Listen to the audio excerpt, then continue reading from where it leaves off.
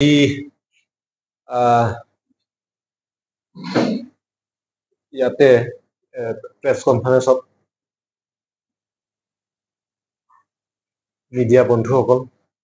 সকলোকে আপোনালোকক ধন্যবাদ জনাইছো। আপোনালোকে সময়মতে আহি ইয়াতে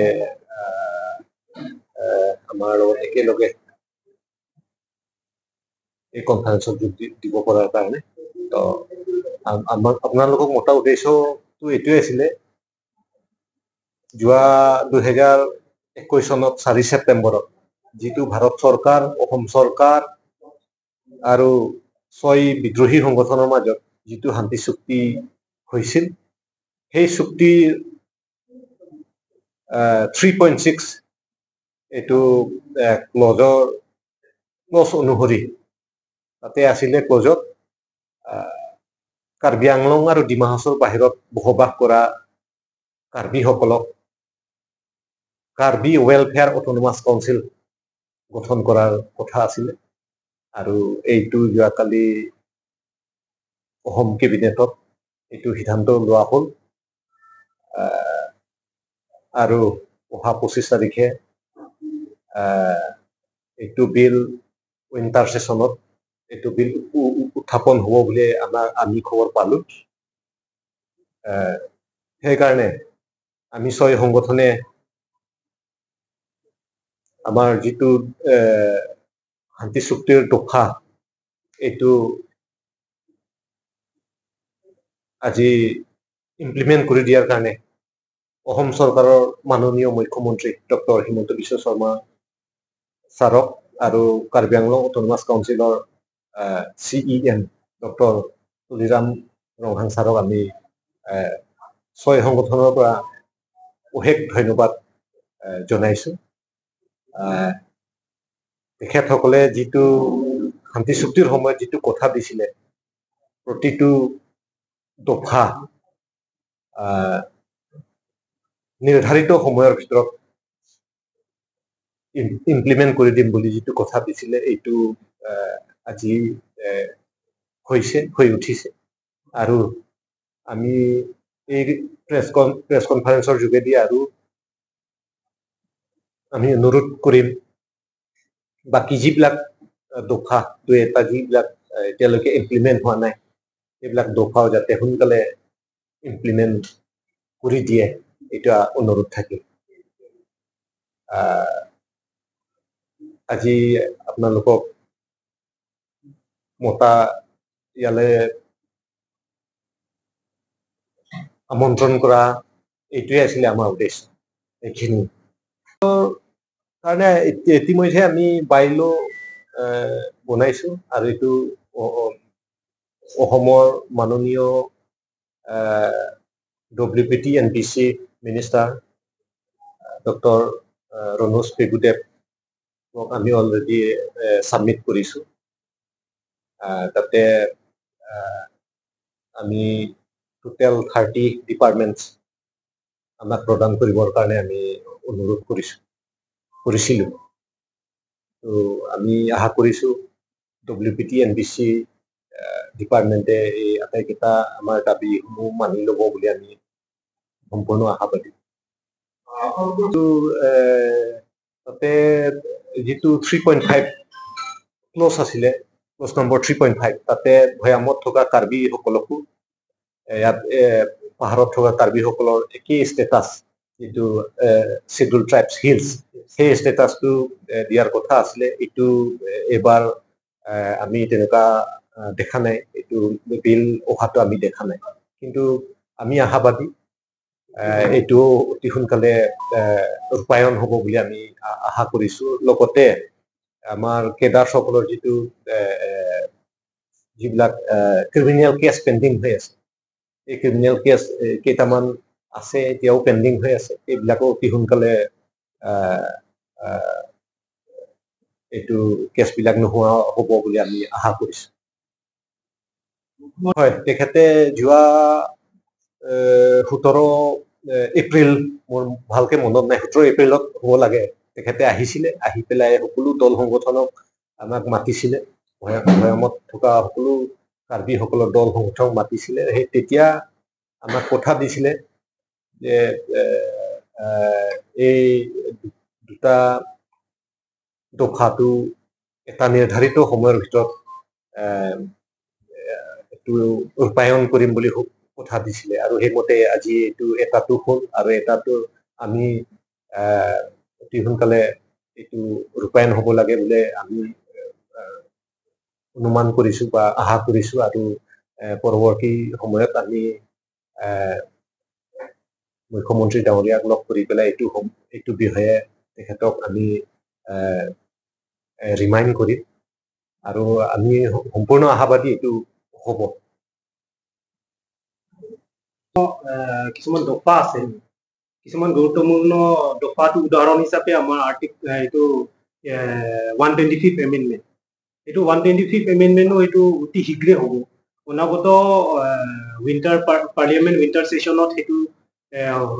বিলটো লোৱা হ'ব বুলি আমাক আমি আশাবাদী আমাক কথা দিছিলে আৰু ডক্টৰ আমাৰ কি কয় অসমৰ chief minister doctor Himanta Biswa Sarma ডাঙৰীয়া আৰু আমাৰ কাৰ্বি আংলং অট'নমাছ কাউন্সিলৰ CM ডক্টৰ তুলিৰাম ৰহাং ডাঙৰীয়া তেওঁলোকে যেনেকুৱা ধৰণৰ প্ৰতিশ্ৰুতি দিছে বা আমাক কথা দিছে তেনেকুৱা ধৰণে এটাকৈ আমাৰ ক্লজবোৰ ইমপ্লিমেণ্টেশ্যন কৰি আছে আৰু আমাৰ এই আৰ্টিকল 244A সেইটোৰ বিষয়ে তেওঁলোকে গুৰুত্ব সহকাৰে লৈ আছে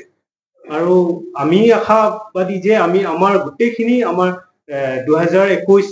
4 ছেপ্টেম্বৰত যিটো আমাৰ একৰ্ডখনত প্ৰত্যেকটো দফা অতি শীঘ্ৰে ইমপ্লিমেণ্টেশ্যন সোনকালে কৰা হ'ব বুলি আমি ভাবো আৰু আমি যোৱাকালি যিটো আসাম কেবিনেটত যিটো আমাৰ কাৰ্বি ৱেলফেয়াৰ অট'নমাছ কাউন্সিলৰ যিটো বিল সেইটো যিটো এপ্ৰুভ কৰিছে কেবিনেটত সেই এপ্ৰুভ কৰাৰ বিষয়টো আমাক আগতীয়াকে তেওঁলোকে আমাক প্ৰতিশ্ৰুতি দিছিলে যে আমি এইটো সোনকালে কৰিম বুলি কোৱা ধৰণে যোৱাকালি সেইটো যিটো এপ্ৰুভ কৰা হৈছে গতিকে আমাৰ অহা যিটো পাৰ্লিয়ামেণ্ট ছেশ্যনত যিটো কিবা বিলটো ল'ম বুলি কৈছিলে আমাৰ 125th এমেণ্ডমেণ্টৰ সেইটোও হ'ব বুলি আমি আশাবাদী গতিকে আমি ছটা সংগঠনে যিবোৰ একৰ্ডত যিমানটো ক্লজ আছে এই ক্লজ সম্পূৰ্ণভাৱে এইটো ইমপ্লিমেণ্ট হ'বৰ কাৰণে যিমান পাৰো আমি চেষ্টা কৰি আছো আৰু আমাৰ CM ছাৰ ডাঙৰীয়া আৰু আমাৰ আসাম চিফ মিনিষ্টাৰ হিমন্ত বিশ্ব শৰ্মা ডাঙৰীয়া তেখেতৰ লগত আমি আলোচনা মৰ্মে গোটেইখিনি দফাবোৰ আমি শীঘ্ৰে কৰিবৰ কাৰণে আমি কাম কাজ কৰি আছো আৰু আমি পৰাপক্ষত আমি গোটেইখিনি দফাত MLA ইলেকশ্যনৰ আগে বহুতখিনি আমি আপোনালোকে দেখি পাব প্ৰতিটো ক্লজৰ কাৰণে আমি এতিয়া আলোচনা কৰি আছো গতিকে শীঘ্ৰে আমাৰ ইমপ্লিমেণ্টেশ্যন হোৱাৰ কাৰণে আমি চেষ্টা কৰি আছো গতিকে আপোনালোকে দেখি পাব আৰু যোৱাকালি যিটো কেবিনেটত যিটো এপ্ৰুভ কৰা হৈছিলে আমাৰ কাৰ্বি ৱেলফেয়াৰ অট'নমাছ কাউন্সিলৰ যিটো গতিকে আমাৰ অসমৰ মুখ্যমন্ত্ৰী ডক্টৰ হিমন্ত বিশ্ব শৰ্মা ডাঙৰীয়া তেখেতক আৰু সকলো কেবিনেট মিনিষ্টাৰক আমি আমাৰ ছটা সংগঠনৰ পৰা আমাৰ কৃতজ্ঞতা জ্ঞাপন কৰিছো আৰু তেওঁলোকৰ যিটো প্ৰতিশ্ৰুতি মৰ্মে যিটো কাম কৰিছে সঁচাকৈয়ে ধন্যবাদ জ্ঞাপন কৰিব লাগিব আৰু আমাৰ ছটা সংগঠনক যি ধৰণে আমাৰ একতৰ বিষয়ে গুৰুত্ব সহকাৰে তেওঁলোকে লৈছে এই গুৰুত্ব সহকাৰে লোৱাৰ কাৰণে আমাৰ সকলোৱে আমি ছটা সংগঠনৰ সকলো মেম্বাৰ্ছে আশাবাদী যে তেওঁলোকৰ যিবোৰ প্ৰতিশ্ৰুতি দিছে এইবোৰ সকলো সম্পূৰ্ণ কৰা হ'ব আৰু আমাৰ কাৰ্বি আংলং অট'নমাছ কাউন্সিলৰ CM ডক্টৰ তুলিৰাম ৰহাং ছাৰৰ নেতৃত্বত আমাৰ কাৰ্বি আংলঙৰ যিবোৰ ডেভেলপমেণ্ট কাম কৰি আছে আৰু আমাৰ ক্লজৰ আমাৰ একৰ্ডত তেওঁ এজন স্বাক্ষৰকাৰী গতিকে তেওঁ গুৰুত্ব সহকাৰে লৈছে গতিকে তেওঁলোকৰ কাম কাজত আমি সম্পূৰ্ণ সন্তুষ্টি আৰু তেওঁলোকৰ নেতৃত্বতে গোটেইখিনি আমাৰ দফাবোৰ সম্পূৰ্ণ হ'ব ইমপ্লিমেণ্টেশ্যন হ'ব আৰু আমাৰ ছটা সংগঠনৰ যিবোৰ কেডাৰ্ছ ৰিহেবিলিটেশ্যনৰ বিষয়ে তেওঁলোকে পদক্ষেপ লৈ আছে আমাক কিছুমান ক্ষেত্ৰত আমাক অতি শীঘ্ৰে আমাৰ কাৰণে কেডাৰ্ছ ৰিহেবিলিটেশ্যনৰ পেকেজ আমাক দিয়া হ'ব বুলি তেওঁলোকে প্ৰতিশ্ৰুতি দিছে সেই প্ৰতিশ্ৰুতি তেওঁলোকে সম্পূৰ্ণ কৰা হ'ব এইটো আমাৰ সম্পূৰ্ণ বিশ্বাস আৰু আমাৰ যিটো সোনকালে আমাৰ কাৰ্বি আংলঙত সকলোৱে বিচৰা আৰ্টিকল 244A অট'নমাছ কাউন্সিলৰ অট'নমাছ ষ্টেট সেইটোও শীঘ্ৰে তেওঁলোকে কৰা হ'ব বুলি তেওঁলোকে আমাক কৈছে গতিকে সেইটোও আমি আশাবাদী গতিকে আপোনালোকৰ যোগেদি মই ৰাইজক অসমৰ ৰাইজক এটাই জনাব বিচাৰিছো যে সকলোৱে আমাৰ যিটো ডক্টৰ হিমন্ত বিশ্ব শৰ্মা ডাঙৰীয়া চিফ মিনিষ্টাৰ তেখেতৰ নেতৃত্বত আমাৰ অসমৰ সকলো জাতি জনজাতি সকলো সম্প্ৰদায়ক একত্ৰিতভাৱে তেওঁলোকে আগবাঢ়াই যাবৰ কাৰণে তেওঁ যিবোৰ গুৰুত্ব দিছে গুৰুত্ব সহকাৰে লৈছে সেই গোটেইখিনি আমি তেওঁলোকৰ সহায় সহযোগিতা আমি কৰি যাম আৰু আমাৰ ছটা সংগঠন কেৰাপৰ যোগেদি তেওঁলোকৰ লগত আছো আৰু আমাৰ কাৰ্বি আংলং অটোনমাস কাউন্সিলৰ CM ডক্টৰ তুলিৰাম ৰহাং ডাঙৰীয়া তেওঁলোকৰ নেতৃত্বত আমি সকলো সহায় সহযোগিতা কৰি যাম আৰু কাৰ্বি আংলঙত সঁচাকৈয়ে আমাৰ এটাকৈ আমাৰ সপোনবোৰ সম্পূৰ্ণ হ'বলৈ গৈ আছে বহুতখিনি শান্তি হৈছে আৰু অনাগত দিনত আমাৰ ছটা সংগঠনৰ যিবোৰ আশা আকাংক্ষা সম্পূৰ্ণ হ'ব বুলি মই সম্পূৰ্ণ বিশ্বাস আশা হৈছে 125 সংবিধান সংশোধন বিলৰ ওপৰত কাৰণ 2019 চনৰ সংবিধান সংশোধন বিল যিটো আছে ৰাজনাথ সিং আৰু তেতিয়া কিৰণ ৰিজিজু ডাঙৰীয়া তেওঁলোকে ৰাজ্যসভাৰ মানে মজিয়াত আনিছিলে আনাৰ পিছত 2020 চনত যিটো বড়ো একৰ্ড আৰু 2021 চনত যিটো কাৰ্বি একৰ্ড এই দুইটা বস্তু অন্তৰ্ভুক্ত কৰি এতিয়া অতি সোনকালে 125 সংবিধান সংশোধন বিল এইটো লোকসভাৰ মজিয়াত উত্থাপন কৰা হ'ব বুলি আমাক এচুৰেঞ্চ দিয়া হৈছে আৰু আমি গৃহ মন্ত্ৰালয়ৰ লগতো সম্পূৰ্ণভাৱে যোগাযোগ কৰি আছো আৰু ইয়াত আমাক আমাৰ মুখ্যমন্ত্ৰী মহোদয় তেখেতেও আশ্বাস দিছে যে নিৰ্ধাৰিত সময়ৰ ভিতৰত এইখিনি কৰা হ'ব গতিকে আমি এইটোৱে আশা কৰিছো যে অতি সোনকালে হওক কিয়নো আমাৰ কাৰ্বি একৰ্ড 2021 চনত যিটো হৈ গৈছে সেইটো চুক্তিখনৰ কিছুমান ৰূপায়ণৰ দায়িত্ব কিছুমান ভাৰত চৰকাৰৰ আছে কিছুমান ৰাজ্য চৰকাৰৰ আছে গতিকে এতিয়া এই সংবিধান সংশোধন বিলৰ যোগেদি ইয়াত কাৰ্বি আংলং অটোনমাস কাউন্সিলৰ যিটো নেকি ৰিপ্ৰেজেন্টেটিভছৰ নাম্বাৰ সংখ্যা সেইটো বৃদ্ধি কৰা হ'ব আৰু ইয়াৰ উপৰিও কিছুমান ফাইনেন্সিয়েল যিবিলাক পাৱাৰ আছে আৰ্টিকল 280 যোগেদি ইয়াত বহুতখিনি সংশোধন হ'ব ইয়াত আৰু ইয়াৰ উপৰিও বহুতখিনি